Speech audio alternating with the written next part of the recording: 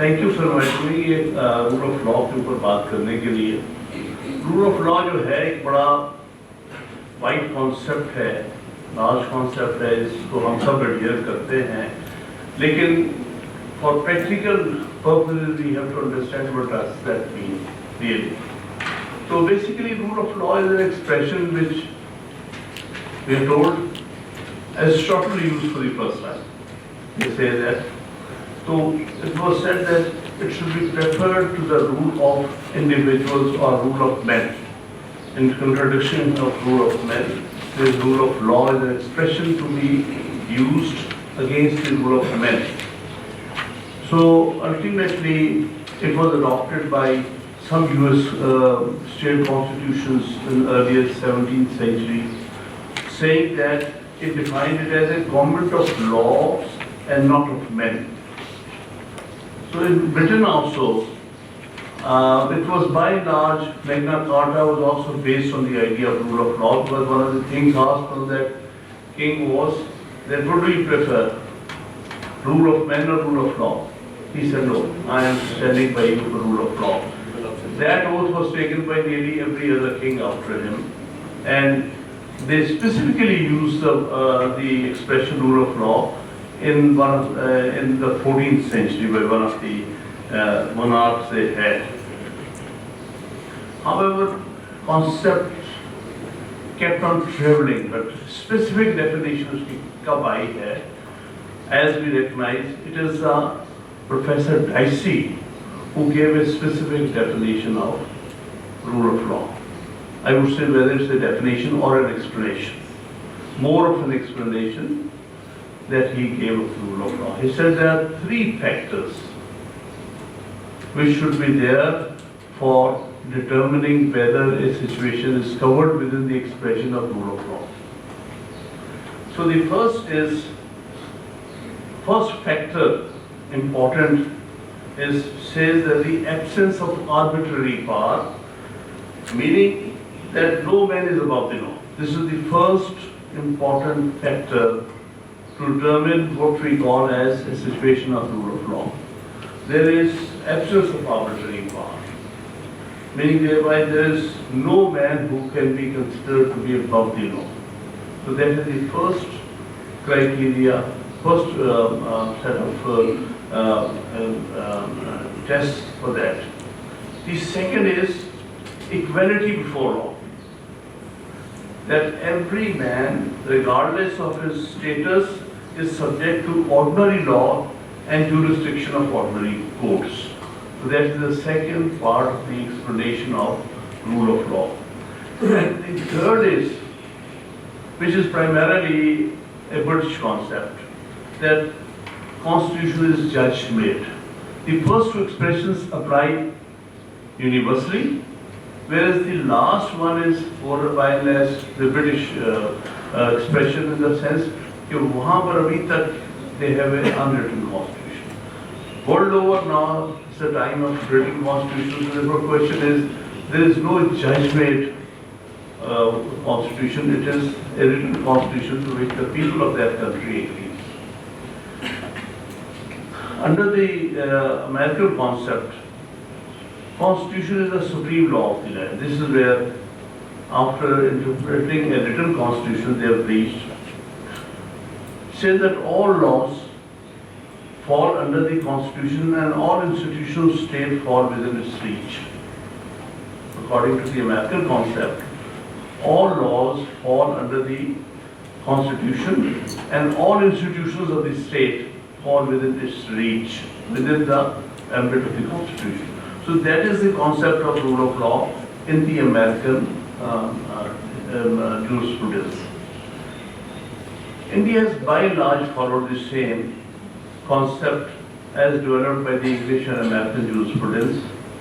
But I must say, giving credit to Pakistan, that we have attempted in our constitution the nearest definition of rule of law, and that is very creative.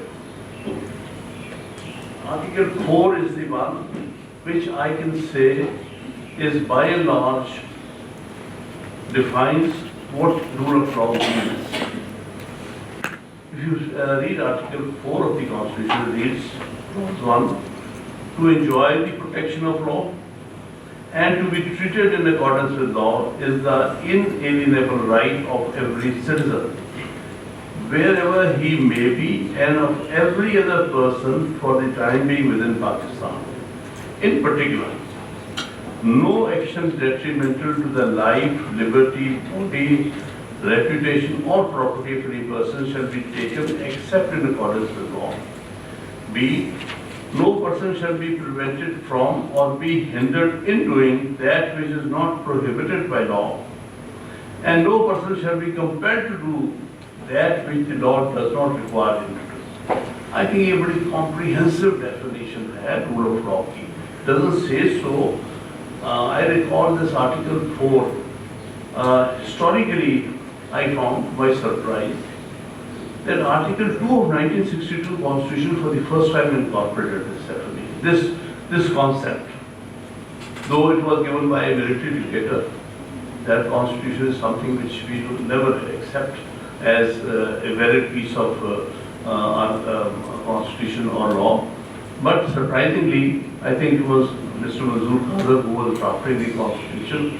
He might have gotten this idea of introducing the concept, but hardly has been acted upon. I recall in days when we were under Ziaul Haq's martial law, very, very difficult days. Somehow, when they gave a provisional constitutional order, they omitted to suspend Article 4. And therefore the Constitution was suspended, the Constitution's fundamental rights were suspended, but somehow Article 4 was somebody drafting that provisional constitutional order forgot to suspend that. And so therefore they said the Constitution will be done, the country will be done in accordance with the former constitutions, particularly such articles, including Article 4. Anyway, the only argument left with us was when we were trying to defend somebody's fundamental rights, was saying that regardless of whether the whole chapter on fundamental rights from Article 8 onward has been suspended, but Article 4 is there. It is comprehensive enough to cover the whole ambit of fundamental rights. Nobody heard that argument. Whether they heard the argument, they did not act. The judiciary never had the independence or could assert self enough to give this to apply fundamental rights under Article 4. But anyway, this was one of the part of our history, and I must feel that there is, at least in Pakistan, an effort has been made to give some definition of rule of law in Article 4. And in one of the earliest decisions that we had, in 1975 in Manzoor Ali's case, it was held by the Supreme Court that the Pakistan is based on rule of law, which is embodied in Article 4 of the Constitution. The English Supreme Court did recognize that it is the nearest thing to the definition of rule of law, and therefore they said that the Constitution gives rule of law to a country, and in particular it is defined and explained in Article 4 of the Constitution. So therefore, this is one aspect which we must say that in Pakistan we have a concrete definition, because it gives various kinds of what can be done and what cannot be done. This is the important part of Article 4, is that it explains both what is doable and what is not doable. So no action detrimental to life, liberty, body, reputation or property of any person shall be taken except in accordance with law. Meaning thereby there is a clear prohibition that you cannot act against the law and cannot deprive a person of his life, liberty, body, reputation or property. So this is one aspect. Then no person shall be prevented from or be hindered in doing that which is not prohibited by law. Again, prohibited. That you cannot take away anybody's liberty if there is no specific law that forbids you from doing a certain act or acting in a certain manner then if there is no law to that effect, then that person has every right to act in that manner and to perform an act which has not been prohibited, prevented, or hindered. Third, no person shall be compelled to do that which the person does not require, that the law does not require him to do. That again is very important, that you cannot compel a person to do something which law does not require him to do. So this one definition is something which I must say that you must always keep in mind while exercising power, particularly officials. What can be done, what cannot be done. What should be expected of a person? A person should only be expected to act in accordance with law and not in breach of law. Similarly, a person should not be expected to do something which law does not compel him to do. Unless you can show specific duty under the law to do a certain act, to perform a certain act, to act in a certain manner, you cannot compel him to do that. There has to be a law of the land which would ask you to do that, you compel you to do that. Otherwise, there cannot be any compulsion to do something which law specifically does not require you to do. So therefore, in order to understand generally this question, see, rule of law is an expression, primarily. It is a concept which is more theoretical in nature. Though by Article 4 they made it very elaborate, but for application to the actual situations, this remains to be a theoretical, a pure concept of law. But in process of time, we found that the true application of this concept is through two other constitutional concepts that have developed over the years, over the centuries. The first concept is due process of law. That is the one which is now more relevant for the purpose of exercise of power, which we call as due process of law. The second concept is equality before law and equal protection of law. So these two concepts put together embodies the rule of law for all intents and purposes. Because when you exercise your official duties, when you act in respect of the rights, fundamental rights or otherwise, of people who come before you, what is important is that these concepts, if you want to apply rule of law, then these two concepts should be followed. Make sure that there has been a due process. Make sure that the person has been treated equally before the law, regardless of their status in life. So the first concept, the phrase due process of law, was used even by English kings at some point. It says that its true significance that came before the courts, before the persons was under the 5th and 14th Amendment of the US Constitution. Because US Constitution was the first written constitution under which concept of due process of law was given. So I must say its proper application did not really take place during the 19th century. It is during the 20th century that this concept has really been developed by the American courts and to that extent some other courts throughout the world, the Canadian, Indian, Pakistan courts. So therefore, the true significance, because this is where they protect the law and its application.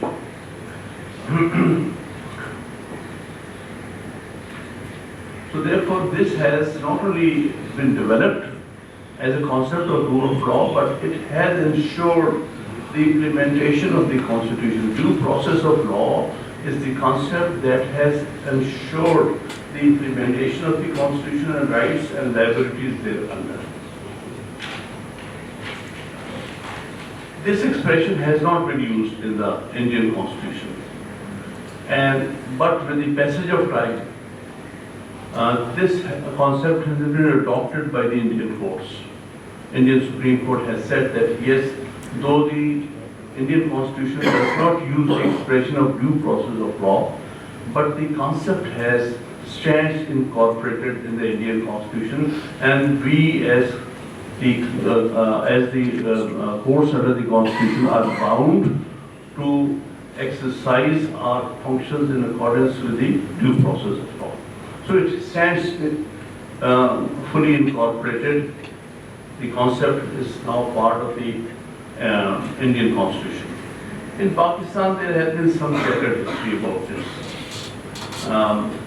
There has been judgments where they say, though the expression due process has not been used, but still due process is a requirement of exercise of law, exercise of jurisdiction of the courts. But in one case, but that was during the martial law times, 1983, in Fauji Foundation case, at that time Supreme Court said that the concept, the American concept of due process of law is not part of Pakistani Constitution. Unfortunately, that was held at that time, though it has not been strictly followed by the courts after martial law. In 2010, giving credit to the 18th Amendment, for the first time, Article 10A was introduced, in which due process has been made as fundamental right in Pakistan.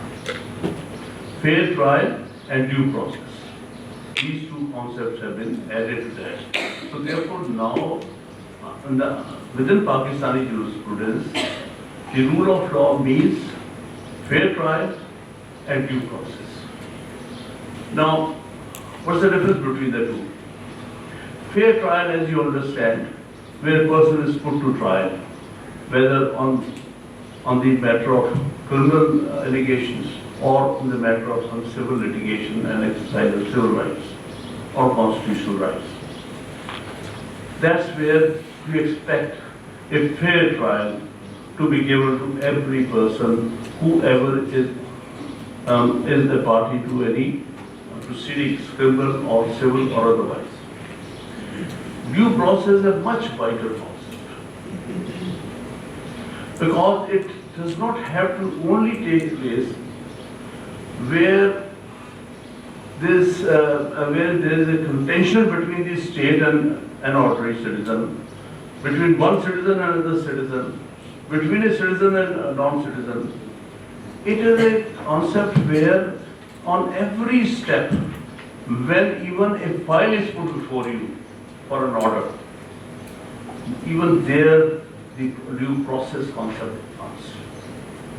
You have to see that whether it has the note put up before you in the file has been arrived at after due process. Have the relevant authority gone through that file? Have they made their note? Even if there is no written procedure given, even then you have to see that whether the usual procedure or process for reaching a certain stage has already been there or not. So due process comes in every matter wherever you deal with the rights of the people. So primarily I'll try to put it more particularly, due process is there all the time. Whenever an official act is performed, whenever any file is presented for any decision or any kind of action that is going to affect the rights of any party, of any kind, civil, criminal, constitutional, any kind of right is involved, the due process has to be ensured. And due process is passing through a certain procedure which must have been observed there.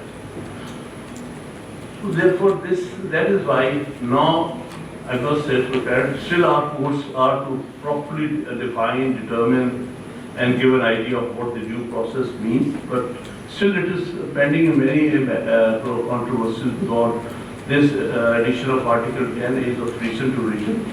Therefore, still a more substantive kind of interpretation has to come.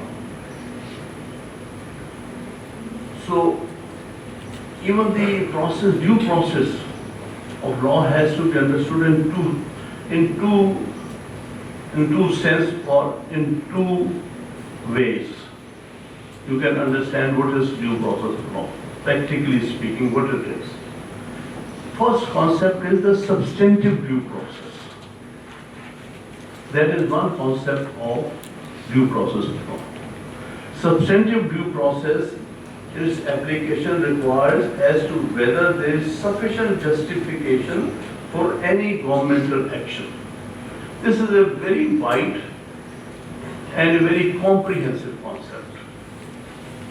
That is what I am saying, that whenever any file is put up before you, whenever any action is supposed to be taken under the law, whenever an official who has been conferred the authority to act in a manner that will affect the rights of the people, rights of a person, of a citizen, even if he is not a citizen, a person validly living in Pakistan, you will have to consider whether there is justification of that government action that you are going to take.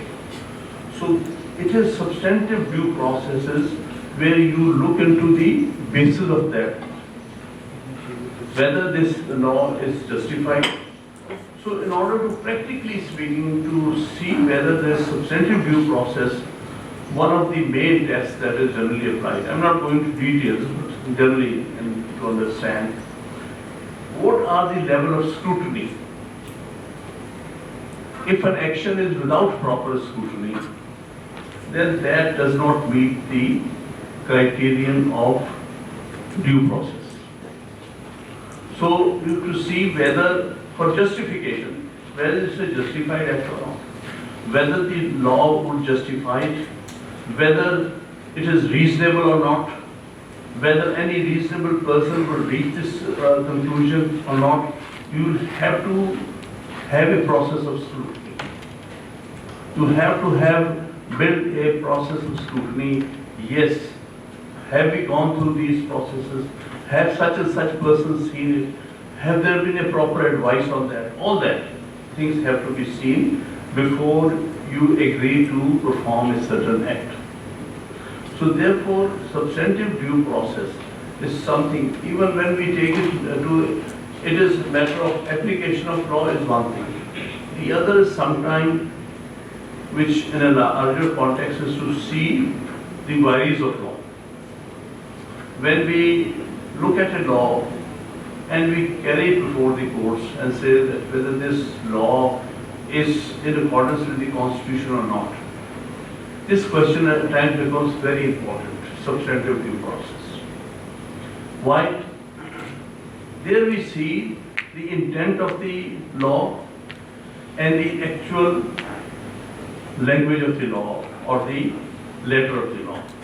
If the intent of the law is different to the letter of the law, then substantive due process has not been served. Meaning thereby the assumption is every law is meant to be beneficial to the people. This is the basic presumption of every law. It is not meant to be oppressive. It is not meant to take away the rights of the people. It is meant to ensure that everybody is dealt with in a manner which is just, proper, and intended by the Constitution. So this is the level we apply when we question certain laws as being ultra vires of the Constitution. We have to show where the intent of the law and the letter of the law has come into conflict. This is also called what we say as substantive due process. In its application, yes, as I have already explained, every action that any government official, which action will affect the rights of the people, has to come within the broader concept of the procedural due process. So, with a substantive due process. Now, this is one aspect of due process. The other aspect is what we call as procedural due process. Meaning due process of law is divided into substantive due process, as I explained, where you have to justify an action, justify a law, justify a rule, justify a government election. The other is procedural due process, that has to do with the procedures that the government must follow before it deprives a person of his rights, life, liberty, property, or any kind of rights. That is what the procedural due process is. Has there been certain fair procedures that have been followed before a certain action is taken?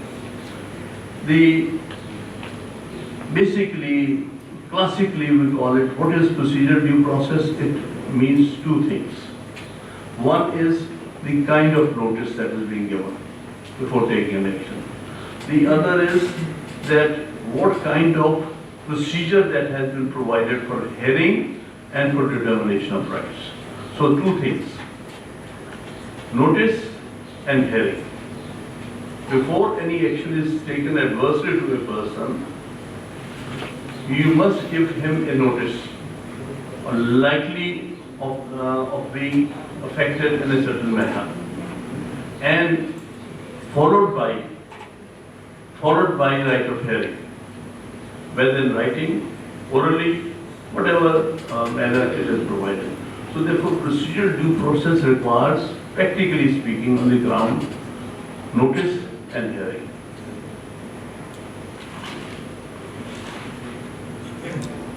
So therefore, in every concept, there are aspects which are purely procedural and theoretical. There are applied concepts that apply. You can say, when we use the expression rule of law, it is more theoretical and more on the side of the pure law. When we use the expression due process of law, that is what we say as the applied law, aspect of applied law, which actually between the citizen and state, how the law is applied, what law is applied, the manner of applying that law, that is true manifestation of applied rule of law is the due process of law. So without adhering to the process or due process of law, you cannot say that a person has been dealt with under the rule of law. Now I come to the other concept, which is equality before law. Equality before law and equal protection of law is the other very important aspect of rule of law. In that case, now both expressions are now commonly used. Basically, equality before law is a British concept, an English law concept. It is general in terms, and equal protection of law is an expression which the American Constitution has used under its 14th Amendment. So, but when we call that concept of equality before law, it means under the that it is a declaration of equality of all persons, implying thereby the absence of any special privilege in favor of any individual. It is a declaratory form of law, that nobody is superior to the other. Everybody is equal before the law. Everybody will have to suffer the same consequences of the law, and therefore nobody can claim any privilege over the others. So therefore that is a general form of declaration of equality before law. Equal protection of law means that no person or class of persons should be denied the same protection of laws that is enjoyed by other persons or other classes in like circumstances in their lives, liberty, property, etc. It was introduced actually after the Civil War in the US under the 14th Amendment of the US, because that law actually was introduced, this concept was introduced after the slavery was banned in US. Because the main difference that came about in the American Constitution after the Civil War, which was fought on the question of slavery, was how would you ensure that certain category of people will not be enslaved in a state? You cannot say everybody is emancipated. There was a declaration of emancipation. Actually, 13th Amendment was nothing but the emancipation of slaves in the USA. But that would lead you nowhere. How would you ensure that one is taken out of the ambit of slavery? On that, the legal concept that was introduced was equal protection. How can you practically ensure that a person has been freed from a burden of slavery? And that's really they introduced the concept of equal protection of laws. Meaning thereby, nobody could claim superiority over the other on the basis of race, religion, origin of birth, or any other such characteristic. Nobody could say that treat me differently, treat me better, because I belong to such and such origin, I come from such and such family, I'm the son of such and such person, I belong to such and such race, I come from such and such place, I was born at such and such place. Any such distinction is not allowed. That is where the really practical equality comes. Because where the principles are then introduced on that basis. For example, I will not go into great details about this is a concept on which one can speak for hours. But the question will come, how can you determine differently about different persons or equally about different persons, different classes? So answer is that ultimately, practically when you apply this concept, you have to keep in mind what we call as classifications. There cannot be one law for everyone. It can be some of the laws are such, like laws crimes against body and property. But generally, in a complicated setup of a society, particularly as it has developed over the centuries, you cannot say this is one law for everyone. There has to be classification of people on which you will apply the law. And therefore, while making the law, legislature must ensure that to whom it is addressed. Law does not exist in a void, does not exist in the air. It exists actually for its application. That is why when you say equal protection of laws, means thereby you divide people according to the law. This law will apply to the doctors. So one classification. You cannot apply that law to lawyers, to civil servants, to other categories of people. So you first classify. You classify. This is a law meant to apply to the doctors. Not even that, there can be classification within classification. There can be specialists amongst doctors. So you may have to make a law for specialists among doctors. So there can be smaller classification. Even there has been cases where there is only one person that may fall within that classification. Still the law is valid. Provided it can be shown that classification is not miracle. For example, I take this in case of doctors. Now, if you make a law keeping in mind a certain person, to favor a certain person, then that classification is void, is miracle. It was not meant to be used in a fair and just manner. That is all. But where classification is such, where anybody can come into that classification provided they meet that criteria. For example, you make a law for cardiologists with clear classification and definition and qualifications. That is a fair law. Those who will achieve those qualifications will be entitled to benefit of that classification.